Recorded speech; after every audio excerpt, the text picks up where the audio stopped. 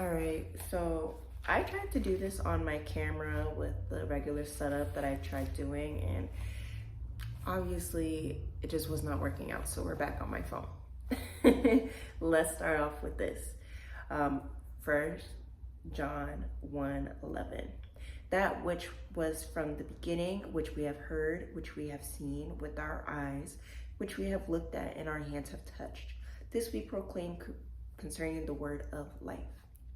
So initially when I recorded this, I was like, you know what, like no one's God's favorite, but honestly, everyone is God's favorite. We're all children of God, and it was wrong for me to say that. So that's why they probably had me record it.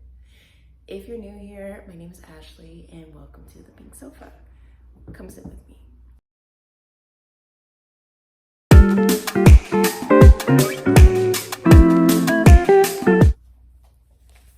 So today, what we're going to talk about actually is Jonah, the story of Jonah, and how our judgment, how it can cloud the actual purpose that God has for us.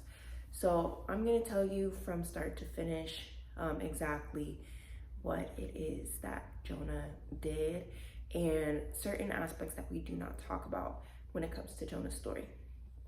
So Jonah, it's 4 chapters in the Bible, and as you can tell, I've been reading the Bible a lot. And so I asked God one day, like, hey, look, like, where do you want me to start? Like, where do you see me? And I heard Jonah, and I was like, oh, okay, talking about running away from your mission and everything else, and no. Yes and no. So let's start from the beginning, right? Jonah was the scene started in Nineveh, right? The Lord gave Jonah a word to basically tell the citizens of Nineveh that they need to repent and they need to fast, because if not, then after 7 days they will be destroyed, like the entire city and everything else. And Jonah ran. He saw the next boat and he was like, all right, the boat was going to Tarshish, if that's how you pronounce it, was going to Tarshish. And he went on there and he almost risked the entire boat's life because he was running away from what it is that God asked him to do, right?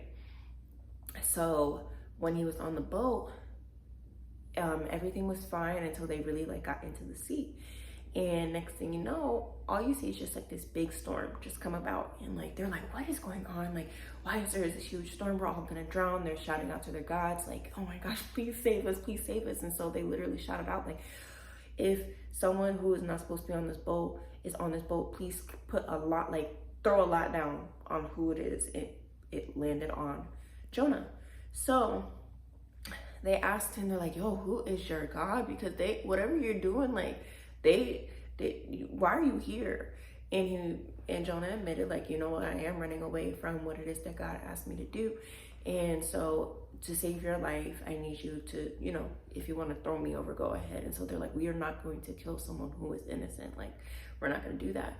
But the more that he was on the boat, the more, the heavier God made the storms. And so they were like, okay, you know what? They basically told them, like, look, sorry for killing one of your people, to sacrifice their life for him. May God please have mercy on us, pretty much. And so they threw him overboard.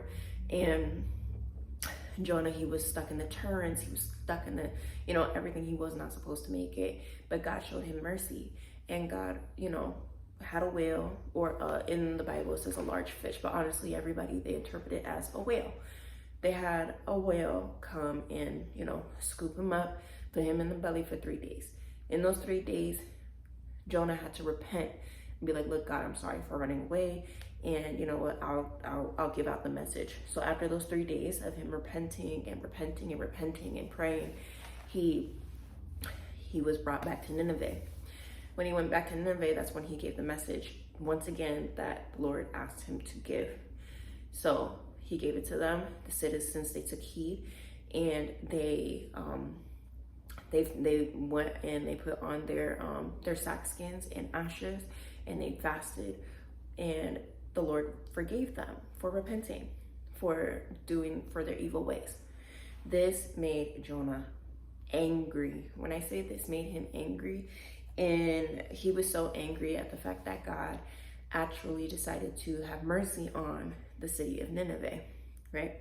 So we're going to start from Jonah 4:1, because I basically broke down all 3 chapters, 3 out of the 4 chapters for you, right?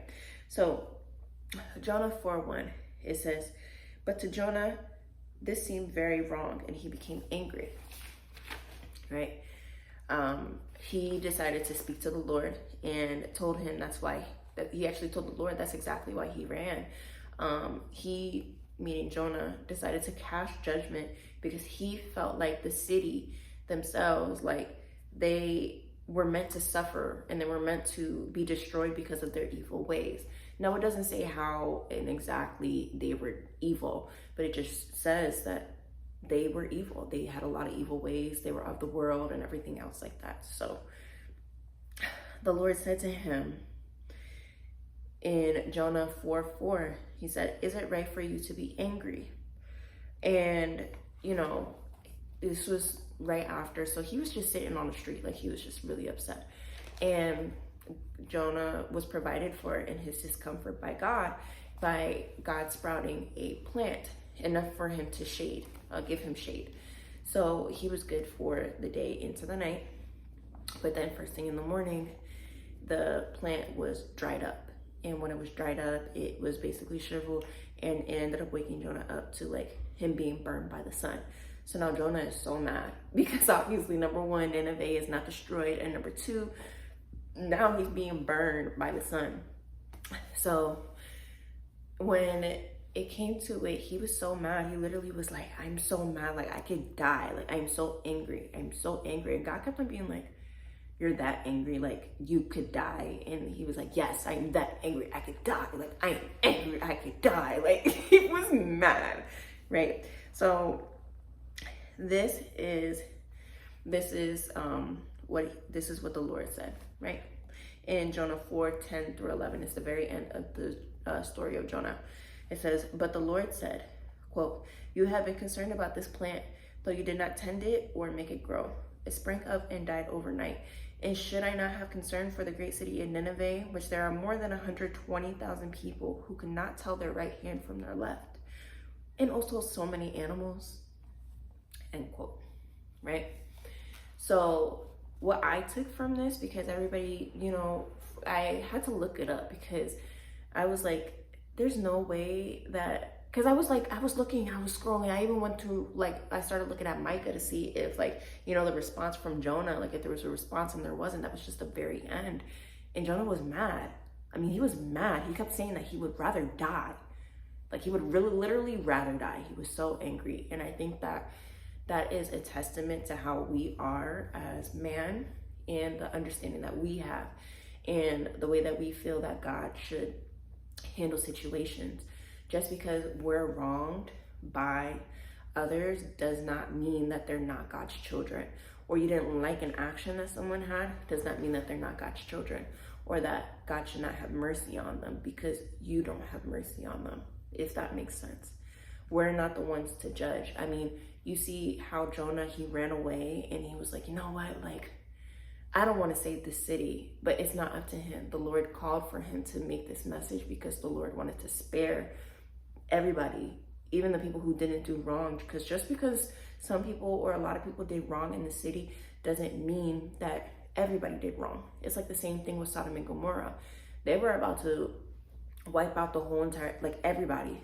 But, pretty much the only ones who were saved was Lot, his wife, and his children, or his daughters. But obviously Rachel, she turned around and turned straight into salt.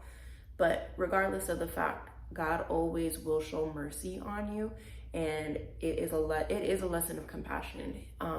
Doesn't mean that Jonah learned compassion, but it means we can learn that our judgment, and Jonah maybe did, I don't know. It doesn't say in the Bible. We can everything in regards to the Bible is up to interpretation. But so my interpretation may be different from another. I can't judge Jonah because we all at one point have been Jonah. But you saw how Jonah running away from giving the message that would help thousands, hundreds of thousands of people turned into him almost hurting so many people because of his own personal feelings and not the will of God. And so God had to check him and be like, just because we feel a certain type of way about people, places, things, situations, doesn't mean that it is supposed to be in our hands the way that things are supposed to be handled. They always say justice is of the Lord's. So yeah, you don't act on your emotion. That's something I had to learn when I was younger, like 18, 19 years old. Not to act so much on your, well, honestly, always, but like, don't act on your emotions. And you know, when you decide to take matters into your own hands, that's exactly the type of karma that they're gonna get, or the justice that they're going to get, because you decided to take that into your own hands. I always have had that philosophy of,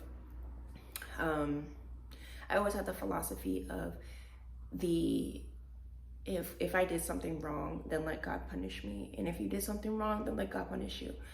I don't have the time for me to worry about what's going on with you, how you are feeling, because I have my own emotions to deal with. And you know, at the end of the day, the story of Jonah is a very, very important story for everybody to kind of know about, and not just hear about, but really read it, interpret it, and see exactly what you get from it. I mean, you saw how many people Jonah was about to hurt because of his own personal feelings and vendetta against the city. So I'll leave that right there. I'm tired. I just had to re-record this whole thing. Hopefully you can see me better, you can hear me better. But thank you so much for watching, regardless of the fact, and I hope that the message did come across properly. Feel free to comment what you think. You know, I am always open for Discord, and you know, tell me what you think. Tell me how you interpreted the story of Jonah. Is there something that you took from this video that you can apply to yourself? Is there certain things or certain aspects of Jonah's story that you can apply to yourself? Either in situations that you've had in the past, or you know, even currently now. So just let me know in the comments. I'm always here for y'all, just like how y'all are here for me. So yeah, I pray that you receive the love that you always wanted to, or that you give out the love that you always wanted to receive. Excuse me. Always pray that you receive the love that God has to give to you. Okay. I love you guys, and I will see you on the next episode of The Pink Sofa. All right.